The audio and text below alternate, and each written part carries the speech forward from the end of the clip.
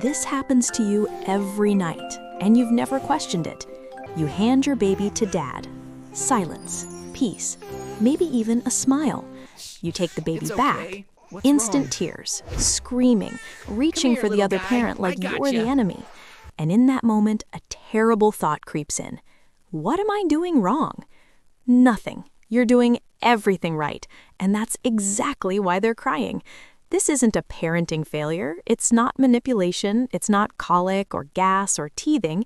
It's one of the most misunderstood survival instincts in human history, hidden inside every single baby, wired into their nervous system before they even have a word for mom. And once you understand it, you'll never see a baby's tears the same way again. Most people believe babies cry more with mom because she's the primary caregiver. She's there more. She smells like milk. She moves differently. Or worse, they think the baby is playing favorites, testing limits, being bad. Some parents even start to feel jealous or rejected. Dads think, she only wants you. Moms think, why does he hate me?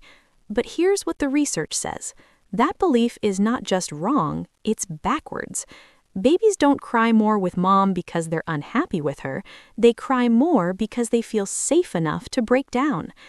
In 2015, a team at the University of Cambridge ran a simple but brutal experiment.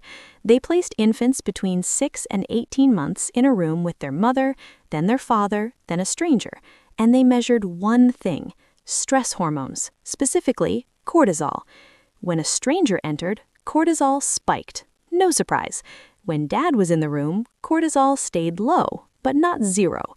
When mom was in the room, cortisol dropped to baseline faster than with anyone else. But here's the twist. When mom left and came back, the babies didn't calm down immediately. They cried hard. The researchers were confused until they looked at the timing. The crying didn't happen when mom was gone. It happened the moment she returned. That's when they understood. The baby wasn't crying from fear. They were crying from release. Here's the hidden truth. Your baby's brain is still building its stress regulation system. They can't calm themselves down, so they offload that job onto you, specifically onto the person they trust most. When dad holds them, they behave. Why? Because dad is novel. He's interesting, but he's not the emotional home base. Mom is the home base, the safe zone, the person whose smell, heartbeat, and voice say, you can fall apart here. I will catch you. So when you walk back into the room, your baby's nervous system does something incredible. It says, finally, I can let go of all the tension I've been holding. And letting go looks exactly like crying. They are not sad you left. They're relieved you returned. And their only way to express relief is tears. But here's where it gets even stranger. This doesn't just happen with babies. The same pattern shows up in toddlers, in young children, even in adults who have a secure attachment to their partner. Think about the last time you had a terrible day at work. You held it together in front of your boss, you held it together in the car, but the second you walked through your front door and saw your partner's face, you burst into tears. That's not weakness. That's the exact same survival mechanism. You cried because you were finally safe. There's a famous study called the still face experiment from the 1970s. You've probably seen clips online. A mother plays with her baby. The baby is smiling, cooing, happy. Then the mother is told to turn away, and when she turns back, she keeps her face completely still. No expression, no response. Within seconds, the baby stops smiling. Then they try everything to get her attention, pointing, waving, screeching. Nothing works. And then they break down, crying, turning away, arching their back. The mother restores her normal face, and the baby immediately reaches for her. But here's what most people miss. The baby doesn't calm down right away. They cry harder for a few seconds first. Because the return of safety triggers a meltdown. That meltdown is the repair. The study proved that crying is not a sign of a broken bond.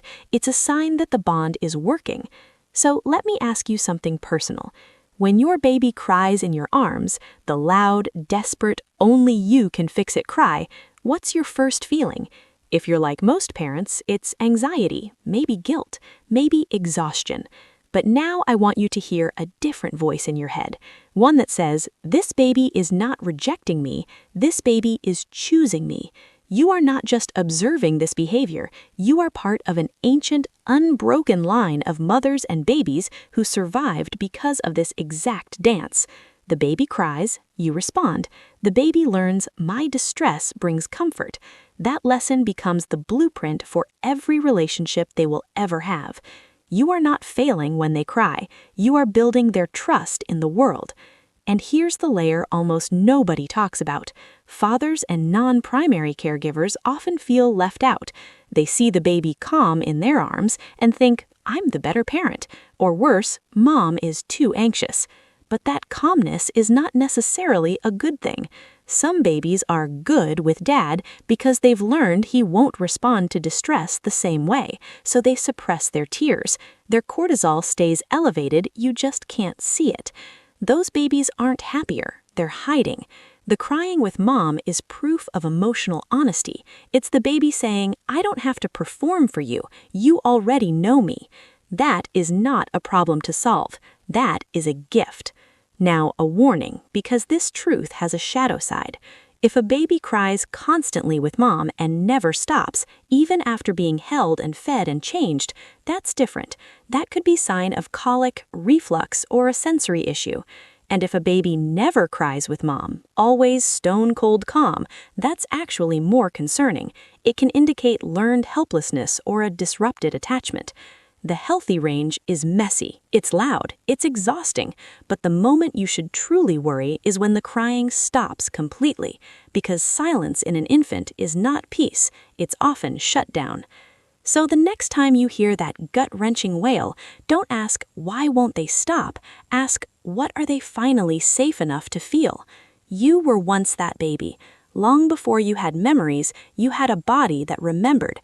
The smell of your mother's neck, the way your father's chest rose and fell, and the terrifying, beautiful moment when they left a room and the explosion of relief when they came back. That pattern never left you. It just grew up. Now it shows up as the friend you call when you're falling apart, the partner you cry in front of without shame, the person whose voice alone makes your shoulders drop. Every tear you ever shed in front of someone who loved you was not a failure of strength, it was a victory of trust. And right now, somewhere in the world, a mother is holding a screaming baby, feeling like she's doing everything wrong. She is not. She is teaching that baby in the oldest language on earth that love does not mean never falling apart. Love means having somewhere safe to fall. What's the strangest behavior you've ever seen in a baby? Something that made you stop and wonder if they knew more than they were letting on. This happens to you every night, and you've never questioned it. You hand your baby to dad. Silence, peace.